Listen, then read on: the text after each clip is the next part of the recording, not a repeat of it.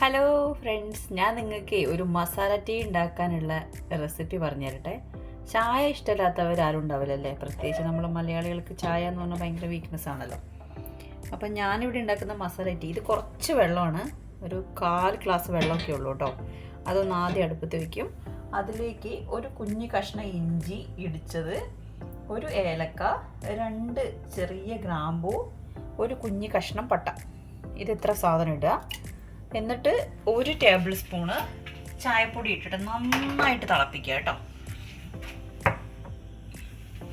ഇത് തിളച്ച് വന്നിട്ട് വേണം നമുക്ക് പാലൊഴിക്കാൻ.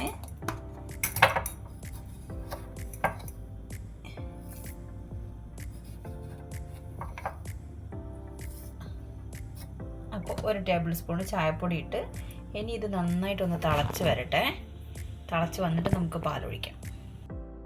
ഇവിടെ മസാല അത് നന്നായിട്ട് തിളച്ചിട്ടുണ്ട്. നല്ലോണം തിളച്ചോട്ടെ, ഇത് 2 മിനിറ്റ് ആയിട്ടോ ഇപ്പോൾ തിളയ്ക്കാൻ തുടങ്ങിയിട്ട്. നന്നായി തിളച്ച് ഇതിൻ്റെ ആ ഒരു എന്താ പറയുക, ഇതിൻ്റെ ആ ടേസ്റ്റൊക്കെ ഒന്ന് ആ വെള്ളത്തിലേക്കൊന്ന് സെറ്റ് ആവണേ. അപ്പോൾ നന്നായി തിളച്ചിട്ടുണ്ട്. അപ്പോൾ എനിക്ക് മാത്രമാണ് ഇപ്പോൾ ചായ ഉണ്ടാക്കുന്നത്. അപ്പോൾ എനിക്ക് വേണ്ട, ഞാൻ കുടിക്കുന്ന കപ്പിന് 1 കപ്പ് പാലാണ് എടുത്തിരിക്കുന്നത്. ഇവിടെ അധികം വെള്ളം ചേർക്കാറില്ല കേട്ടോ. അപ്പോൾ ഞാനത് ഒഴിക്കുകയാണേ. ഓക്കെ, ഇനി പഞ്ചസാര ഇടുക. ഞാൻ കുറച്ച് പഞ്ചസാരയെ കഴിക്കാറുള്ളൂ. എനിക്ക് വെറുതെ ആ ചായൻ്റെ ഒരു കയ്പ്പ് രുചി ഉണ്ടാവാതിരിക്കാൻ വേണ്ടി മാത്രമേ ഞാൻ മധുരം കൂട്ടൂ. അപ്പോൾ അതിന് വേണ്ടി ഞാനൊരു ഇത്തിരി പഞ്ചസാര ഇട്ടിട്ടുണ്ട്. ഓക്കെ, അപ്പോൾ ഇനി ഇത് നന്നായിട്ട് തിളയ്ക്കണം.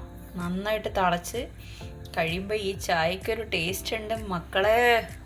രാവിലത്തെ എൻ്റെ എനർജി ഈ ചായയാണ് കേട്ടോ. എനിക്ക് ഈ രാവിലെ ഒരു ചായ കിട്ടിക്കഴിഞ്ഞാൽ ഞാൻ ഉച്ചവരെ പിന്നെ ഭക്ഷണമൊന്നും ഇല്ലെങ്കിൽ എനിക്ക് പ്രശ്നമില്ല.